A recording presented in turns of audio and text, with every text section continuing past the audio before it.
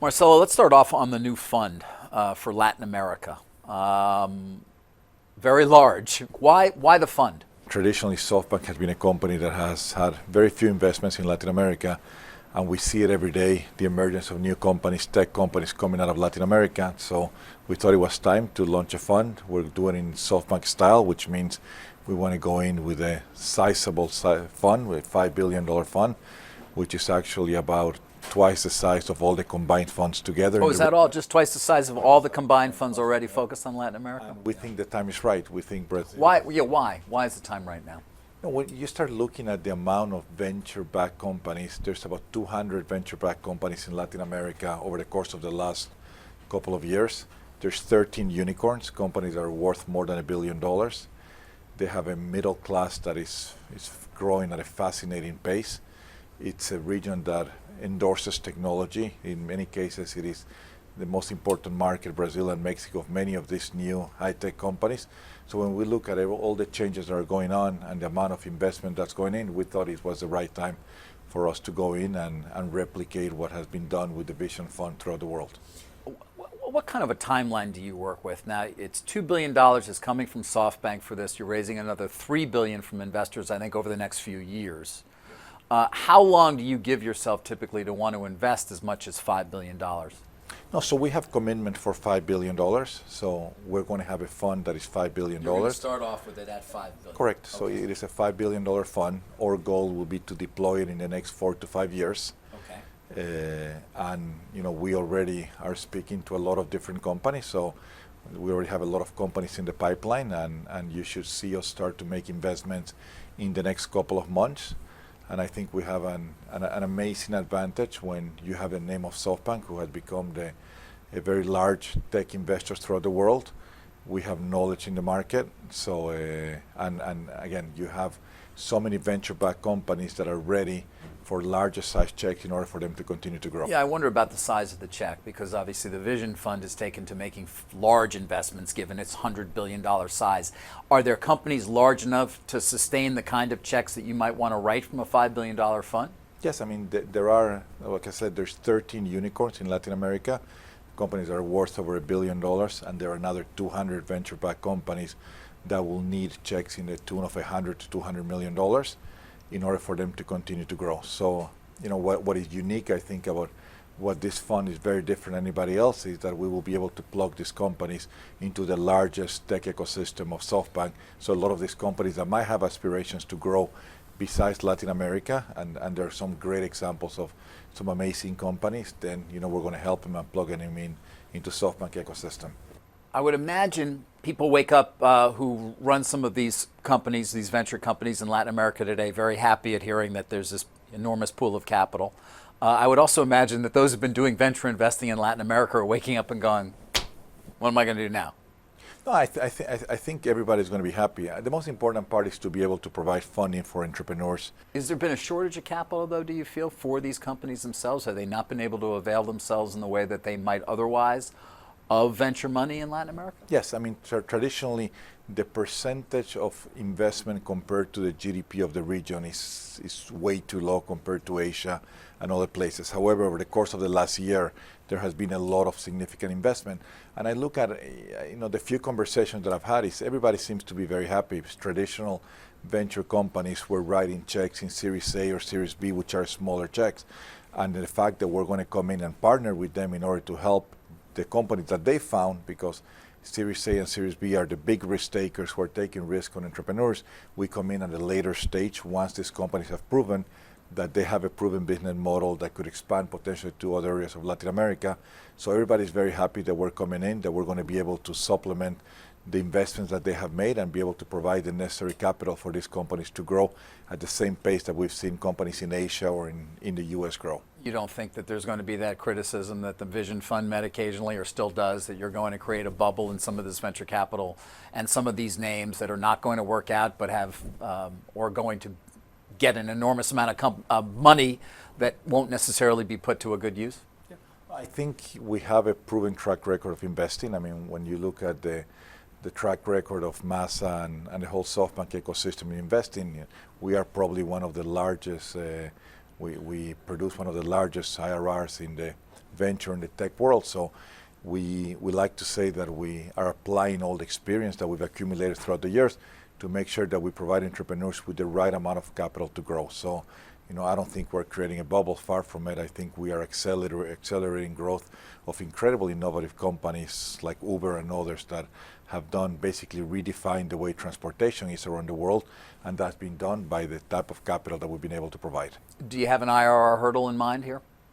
I mean, we like internally, we joke about competing with Mazda's IRR that is quite high, but 44% or something along those lines, isn't it? yes, I mean, Mazda has a track record of delivering a 44% IRR over the course of the last 18 years. So obviously, we're going to aim to have the same or above. Okay. I mean, that's what it's all about. Right. That's quite a goal, though. It's not easy.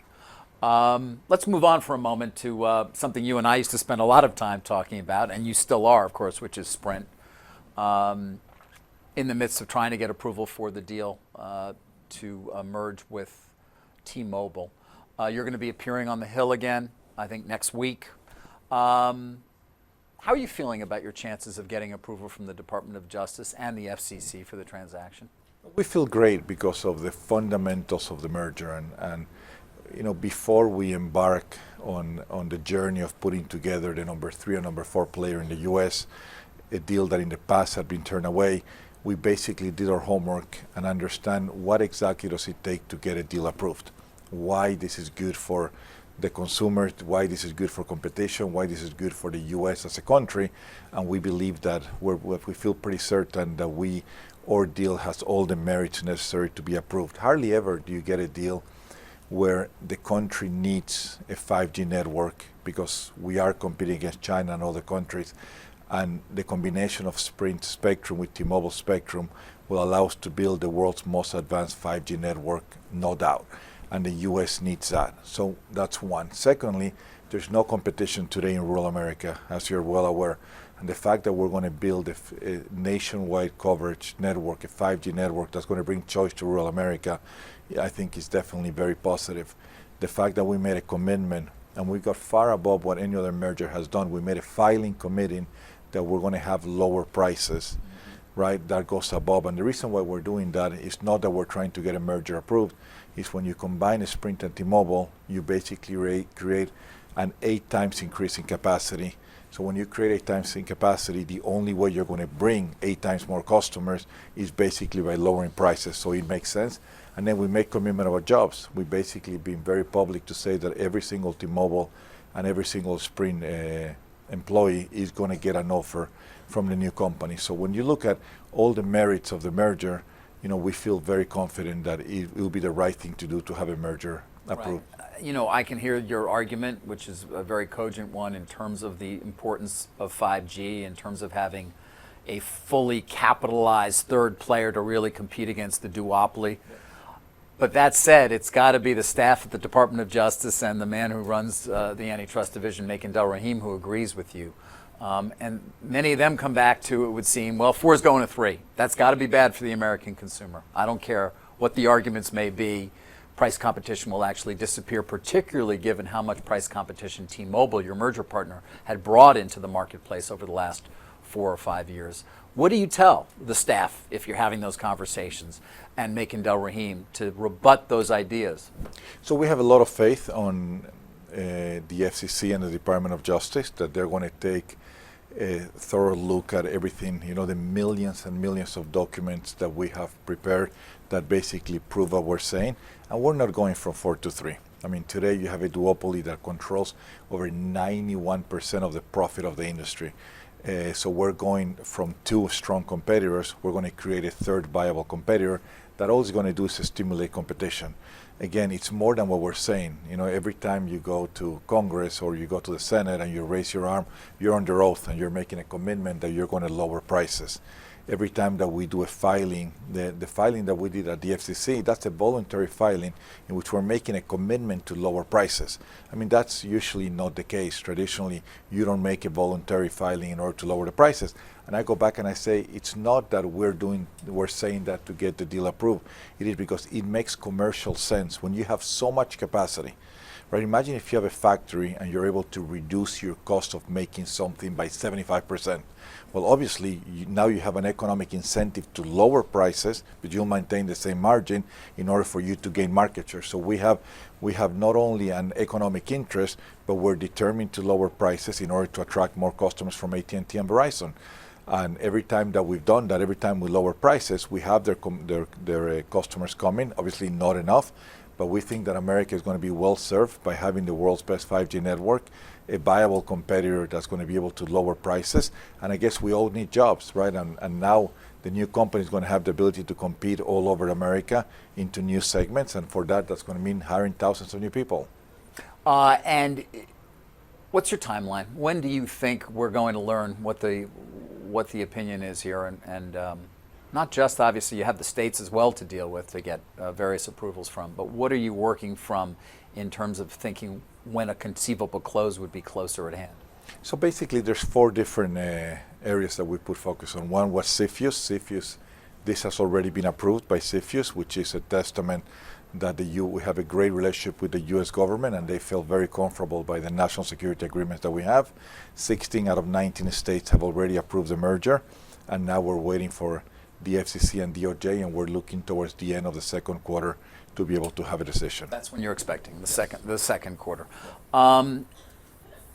You guys have made something of the idea of competing against the cable companies, including my owner, of course, Comcast, being able to deliver broadband wirelessly via 5G. There are still some questions as to whether that's really going to be competitively possible. Why are you confident that you can actually deliver that kind of a service and conceivably compete in an entirely different area in terms of video now in the home without every need of a wire?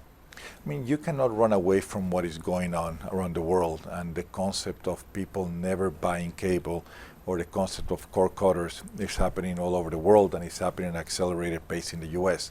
There's absolutely no reason when you're able to bring that speed with that low latency why anybody would want to hire your traditional broadband. So all the stuff I hear about trees getting in the way and leaves and, line of sight or all the cell sites that are needed, you feel confident that you're going to be able to deliver that? Correct, because we have a differentiating advantage that no other company in the world has. Is we have over 150 megahertz of 2.5 spectrum, and that is absolutely the best spectrum for 5G. When you combine that to T-Mobile's 600 megahertz spectrum, we are going to offer a cable replacement to most of America at a much better price with better customer service.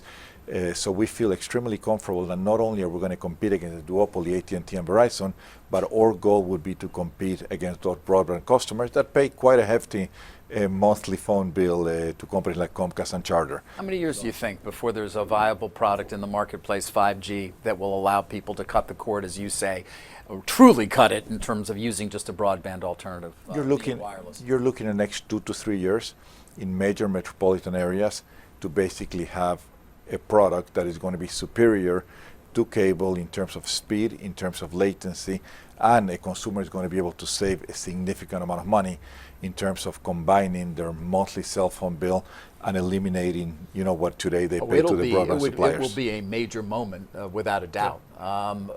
What happens to Sprint if you're unable to do this deal? You spent a good amount of your time in your previous testimony in Congress a week or two ago talking about the financial difficulties of the company, things we've talked about in the past, your debt load, how much money you'd need to spend on CapEx to try and do this alone, really not able to do it. So what happens if this deal doesn't happen? So I think the best way to look at it is when I met you in the fall of 2014, as you remember, Sprint was in a very tough financial situation. Sprint was losing millions of customers. We had just come off a year that we lost $5 billion net income, burning $4 billion of cash, 30-something billion dollars of debt. So Sprint was in financial dire straits.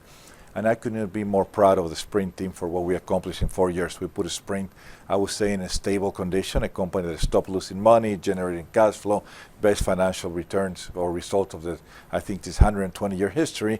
But that would work if the world was stable. What happens now, you have a new wave of investment, which is 5G.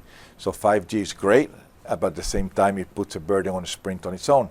So in order for Sprint to have to deploy your own 5G network, which wouldn't be nationwide, it would be in select areas, we'd have to spend to the tune of $20-25 billion, which means we'd have to go to the debt market, and more likely you'll have a Sprint who will no longer be the price leader, but would have to increase its prices. As a result of the leverage you're taking on Correct. to do this. In addition, we would operate maybe not as a national carrier, but operating in specific areas of the United States, major metropolitan areas. So yes, Sprint is not going away, but at the same time, it will be a very different Sprint.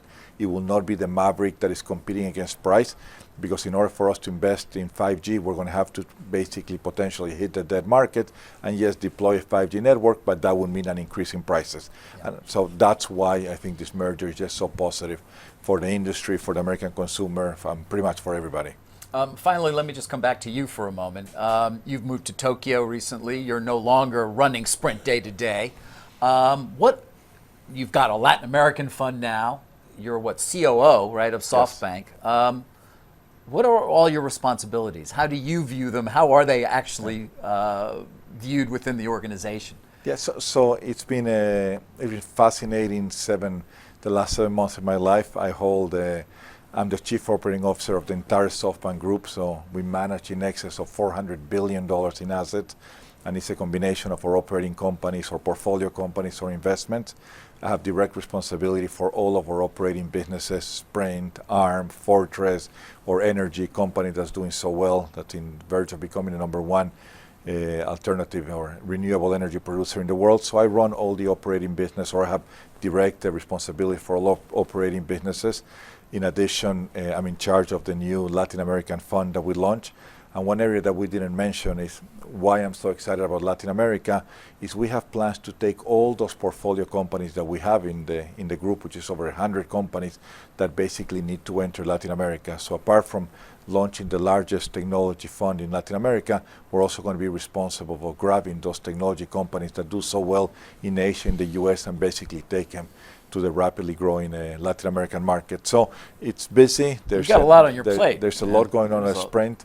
At Sprint, in the merger, there's a lot going on at SoftBank. We have great management at Sprint and other operating companies, and I think I'm privileged to be able to learn from one of the masters of investing, Masa, and be able to work with him on a daily basis. Now, are you the final decision maker on the investments made by the Latin American fund, or does Masa also get involved? We all get involved. I mean, we have a traditional investment committee that Masa is part of, and we all debate and we all make sure that we're investing the money correctly. And when do we expect to see the first investment made?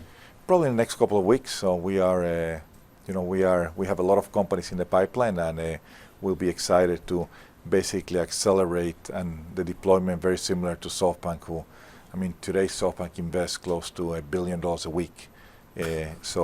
Obviously Latin America is smaller, but we will be doing, there's a lot of demand for capital in order to help entrepreneurs.